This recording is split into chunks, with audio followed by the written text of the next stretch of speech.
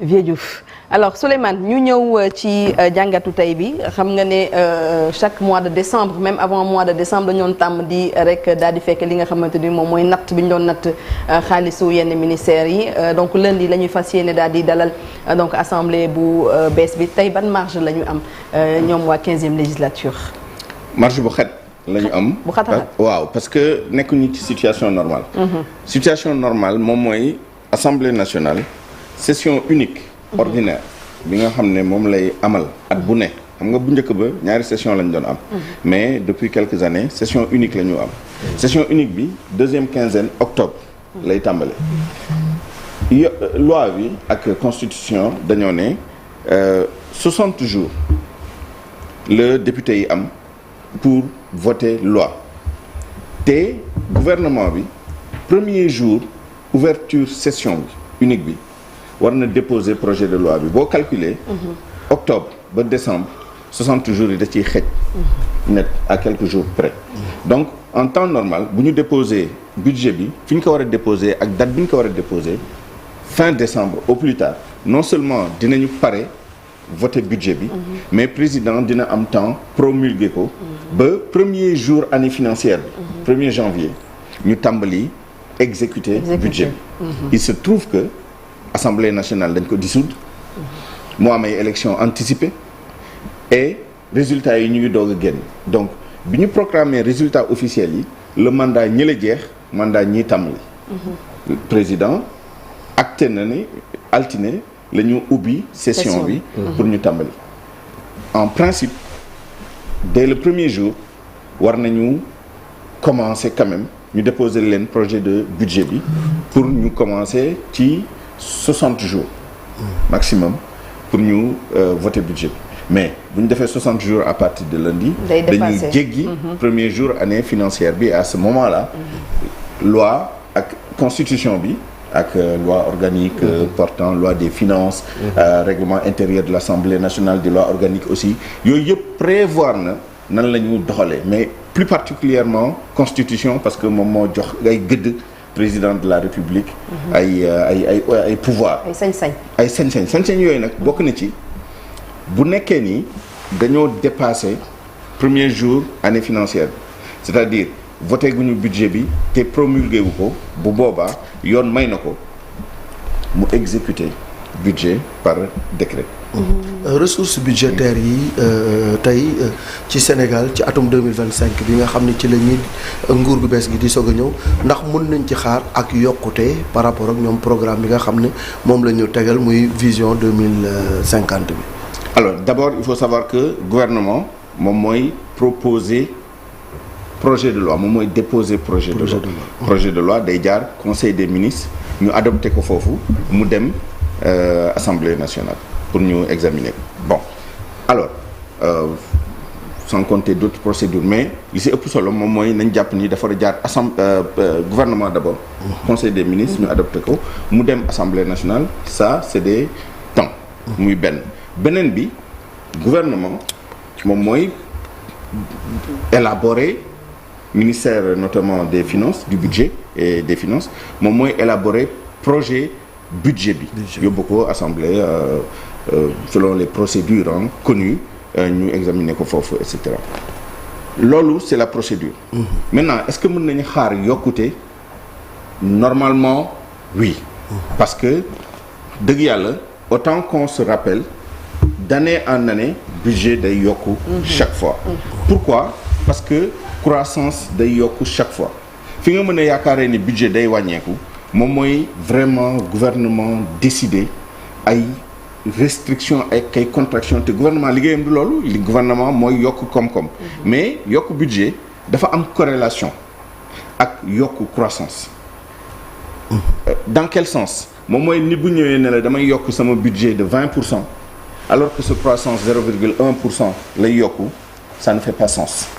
dafa am nu mu war a méngoowee même bu nekkee ni c'est pas exactement même taux de croissance bi lay am mais c'est contre-intuitif que croissance wàññeeku budget yokku yenn yokku yi pourquoi j'en parle parce que suñu croissance quand même bien que dafa positive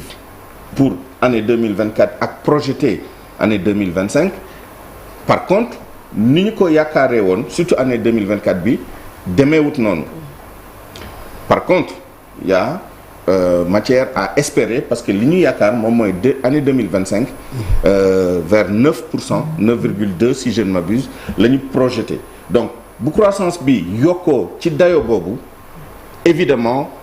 on peut penser on peut espérer surtout que ni budget bi dina yokku bu baax a baax et espérons que parce que bu ñu waxee yokku en général yokku en dépense la espérons que dina yokku aussi en recette dayo bu toll nii suñu déficit budgétaire wàññeeku bu baax on parle de 600 milliards et quelques de déficit budgétaire ça veut dire que dinañ ko wàññi bu baax parce que suñu dépense moo ëpp suñu ay recettes voilà c'est-à-dire yokk bi tamit il faut pas mu nekk yokk dépense boo xam ne recette du ko compenser ci benn dayo bi mu bañ a am déficit bu rëy alors ce que je tire des projections de déficit moom mooy que ni soit vraiment recettes yi dina yokk bu baax a baax en même temps que dépenses yi nu muy yokkoo ou alors vraiment le travail bi nga xam ne moom la ñu wax ne dañ koy def moom mooy contenir dépenses yi bu baax a baax ba pare góorgóorlu bu baax a baax ci recettes yi ça veut dire quoi ça veut dire que budget bi mën na yokku ci dayo bu yemamaay mais surtout fi ñuy gën a liggéey moom mooy maîtriser dépenses yi ak yokk recettes yi pour que déficit bi mën a wàññeeku. xaalisu budget boobu recettes yi bu ñu ko yokkee moom mbaa du si gën a saf si entreprise yi déjà mbirum impôt yeeg voilà adduna bi nu mu melee nii. parce que dafa mel ni recettes yi moom fa la ñuy puiser. pour mën a dooleel budget bi maanaam fan la ñuy jëlee xaalis bi koy mandargal. ci recettes yi lay jógee. effectivement impôt direct yi impôt indirect yi ak yi ni mel. waaye tamit am na yoo xam ne ressources extérieures lañ koy jëlee. ay dons projet ay dons programme yoo xam ne day ñëw jàppale ñu suñu budget mais loolu bëriwul attention c'est pas grand chose les dons budgétaires dafa wàññeeku année yi bu baax a baax a baax. mais on a entendu keroog premier ministre ci conseil interministériel bi muy wax ci flux financier bu bari bu doon waroon jóge bitim réew ñëw nga xam ne lépp dañ ko bloqué surtout ak li fi xew ci yokk recette bi exactement loolu est-ce que doo am incidence ci si c'est-à-dire yokk recette bi am na loo xam ne moom tàmbali nañ ko depuis année yu bëri moom mooy plan yaatal bi élargir assiette bi et puis efficacité bi aussi ñu war a fay impôt mais dafa am volet dépense aussi ci fiscalité bi mooy les fameuses dépenses fiscales yi ñuy wax moom mooy exonération yi sans compter maintenant lutte bi nga xam ne am na benn daje bu fi am fan yi passé évasion fiscale ay yu ni mel donc deux volets yi dépenses fiscales yi ñu rationaliser ko moom mooy ñi ñu accorder ay exonération ay abattement ak yi ni mel te aajowu ko ñooñu ñu xool nan la ñu wàññee loolu bon am na sax benn volet boo xam ne c'est un peu plus contentieux moom mooy renégociation yi ñuy wax yi am nañu bëri ñoo xam ne fii ñi fi ëpp lu ñu am xaalis ñu si bëri dañ ci am aussi ay incitation pour ñëw investir moom mooy dañ leen may ay diir ay 3 ans yoo xam ne après boo commencé exploiter doo fay l'impôt bii doo fay l'impôt bële loolu xëy na négocier ko dina jafe tuuti mais yooyu yëpp ci stratégie bi la bokk donc recettes yi effectivement mën nañ ko yokku il faut pas que mu tomber sur le consommateur final. c'est ça benn parce que loolu day yokk ni day tekki ni njëkk yi day yokku mais mën nañu yokk recette à travers peut-être une optimisation voilà de la stratégie de recette. loolu am na stratégie baa nga fi encore une fois yaatal assiette bi et puis veiller à ce que les gens payent surtout payent aussi li ñu war a fay. donc wàññi dépenses budgétaires yi donc dépenses fiscales yi en tout état de cause pour revenir à la question on espère que effectivement budget bi dina yokku parce que de façon tendancielle chaque année budget bi day yokku sauf bu amee yenn crise yi yenn rupture yi et on n'est pas dans ce cas-là je ne pense pas je pense que dinañu am augmentation budget maintenant le travail c'est réduire déficit bi mais man li ma jaaxal ci budget bi c'est moins ça que le fait que les délais sont très courts c'est ça d'abord pour def ko maintenant nag constitution ak loi yi prévoir nañu ay mécanismes yu bëri wax naa bi nga xam ne moom le président mën a def par ay ordonnances jël ay décrets pour contourner éventuellement difficulté boobu bu amee mais il faut être optimiste il faut espérer que fii ak fin décembre nit ñi dinañu déggoo à l'Assemblée nationale. parce que ay galgal yu bëri mën na fa am tamit pour perdre du temps motion de censure si la bokk. opposition bi am nañ quand même 1/10 de l'Assemblée nationale. mën nañu parce que motion de censure ça te fait gagner 2-3 jours. bu nekkee ni dañoo bëgg a yàq rek mais gëmuma ñu nekk ci loolu. dañu nekk plutôt dans la logique. de voilà ñu baral. pour defar ñu am suñu budget. pour que à partir du 1er janvier ñu mën a doxal suñu budget boobu benn la. waaye même loolu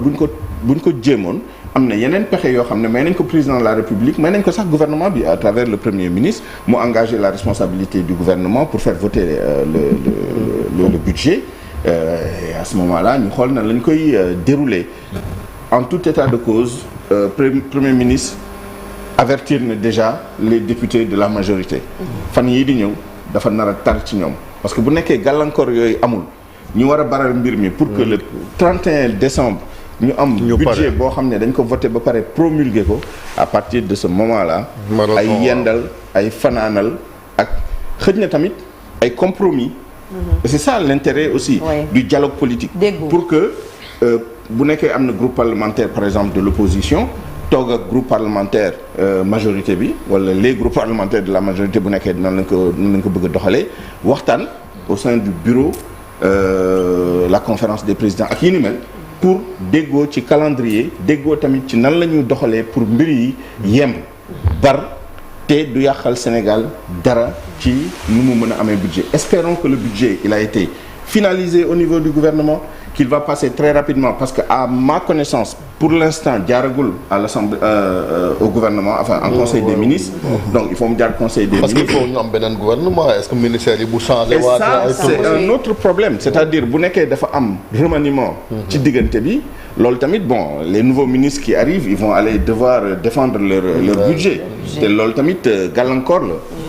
donc équation la bu xaw a jafe tuuti mais y a pas benn réaménagement gouvernemental bu ndaw. monsieur Mabouba docteur Mabouba bu ñëwee dinañu wax en mathématiques est-ce que am na ay équations yu amul solution je pense que am na parce qu'il y a des problèmes mathématiques qui se posent jusqu'à présent mais en règle générale on peut considérer que amul équation simple boo xam ne amul solution donc normalement bu ñu waxtaanee seen biir bu gouvernement bi tamit amee vraiment une approche rationnelle par rapport ak dépôt projet bi par rapport ak éventuel remaniement ministériel etc xëj na dina mën a jàll mais de toute façon même bu jàllul au 31 comme ni ma ko waxee am na ay procédures yoo xam ne am na pour ñu mais ce serait relativement exceptionnel au Sénégal quand même qu'on soit dans cette situation mais il faut rappeler qu'on n'est pas dans une situation normale il y a eu une dissolution de l'Assemblée nationale en cours de session unique il y a eu des élections législatives anticipées dont les résultats viennent de sortir ça nous laisse quelques semaines alors que d'ici ñu commencer examiner budget bi des na encore une ou deux étapes yoo xam ne bu ci nekk dafa am temps incompressible boo xam ne mën na ko jël ce qui fait qu'on n'a même pas un mois pour examiner le budget en réalité on a peut-être 3 semaines peut-être même un peu moins pour vraiment faire passer tout le budget. Merci. Alors c'est clair on va demander à Souleymane de rester avec nous. D'accord Souleymane. il faut virer Diao. da ngay décéder ak ñun. waaw desandi la ak ñun. li si des lii un membre du gouvernement sera là tout à l'heure le ministre pourra peut-être nous aider à voilà à compléter. mais il a tout compris Diao donc Diao merci beaucoup. alors dans quelques instants ñu recevoir docteur Mabouba gannaaw ba ñu remercier bu baax a baax donc Souleymane Niang